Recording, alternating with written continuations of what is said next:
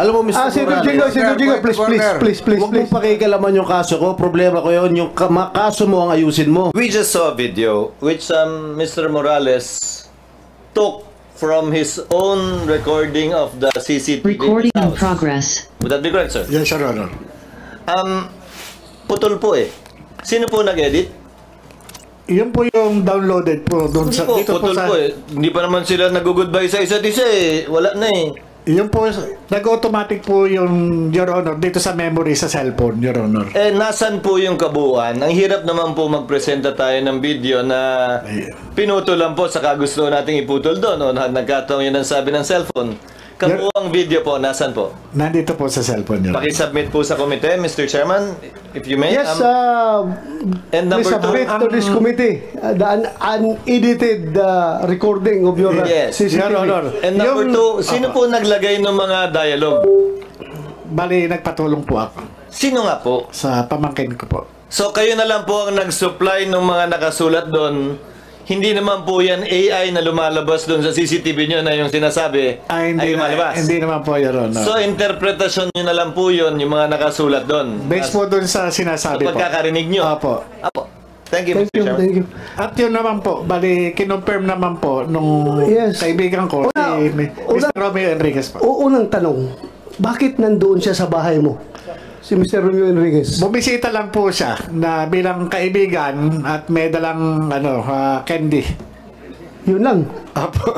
kasi nga po, napanood niya po ako noong April 30. Napanood po niya ako doon yung sa nagkaroon po ng Senate hearing noon April 30, kinabukasan May 1.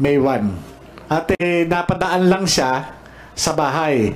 Ngayon, nung nag-uusap kami, nagkukwentuhan kami patungkol dito sa Senate investigation, ang sabi niya, tumatawag sa kanya itong Eric Santiago na sabi niya, kilala mo naman yun. Oh, sabi ko, kilala ko yung taga-Napolcom. Do you think kasama yun sa plano niya pagpunta sa bahay mo na mag-uusap sila or coincidental lang na tumawag si Santiago? Hindi ko po alam kung meron na silang previous na pag-uusap o ano man po. Basta kaya nga, that very important na i-submit mo to this committee yung unedited recording para kailangan natin yun. Yes, Your Honor. Mr. Chair, how can we be sure if the video that is going to be presented before the committee is totally unedited? We will knowing this person who has a lot of criminal records, Mr. Chair. We will seek the expertise of the PNP Anti-Cybercrime Group. Alam nila yan kung yan ay pinagputol-putol o unedited yan. So, yung buong recordings mo, okay lang sa'yo kung papuntahin ko sa'yo yung PNP Cybercrime Group para to retrieve the recording. If it's okay with you. Your Honor, Your Honor, ay parang hindi naman po maganda yung sinasabi ni ni Senator Jinggoy Estrada patungkol sa akin. Para namang ako talagang hinuhusugahan ako'y may kaso pa lang at hindi pa napapatunayan sa hukuman. Hindi kagaya po ang ating butihing senador na-convict na po. Ay wag naman po. Alam mo, Mr. Morales. Alam mo, Mr. Morales. Senator Jinggoy, please. Huwag mong pakikalaman yung kaso ko. Problema ko yun. Yung kaso mo ang ayusin mo. Your Honor, ang kaso ko po, Your Honor, hinaharap ko naman po. At ako hindi Order. Please, silence. Una, Mr. Morales, please do not question Senator Jinggoy dahil trabaho niya yan bilang senador at vice chairman ng committee na magtatanong sa'yo. Pero kung sinasabi mo na nasaktan ka dahil ikaw akusado ka pa lang, siya konbiktado na, tapos pinapalabas na masama ka, well, that's your opinion.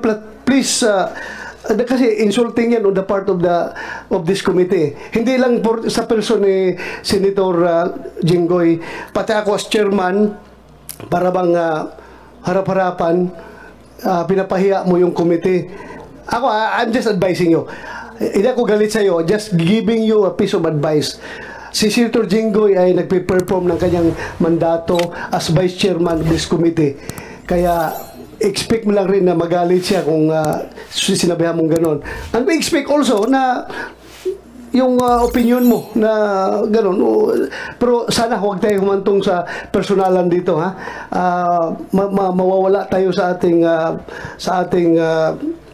objective. Okay? Yes, Sir Honor.